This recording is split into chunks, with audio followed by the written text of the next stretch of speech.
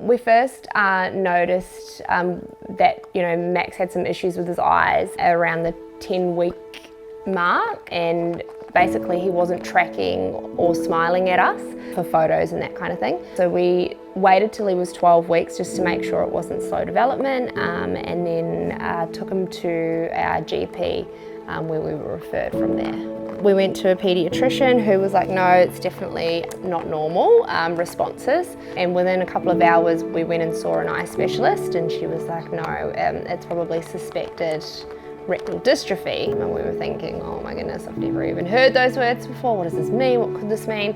And we were frantically Googling and looking. Does this mean that my child is blind? It was quite confronting.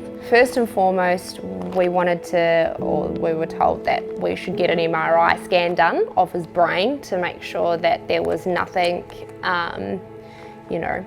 pressing on his nerves within his actual eyes or any problems there. So being so young and only 12 weeks of age, they like to do what they call like a feed and swaddle, but he was kind of like outgrowing that. We did that, and luckily he slept. We were very, very lucky. He slept in the big machine and that came back clear, so that was really lucky.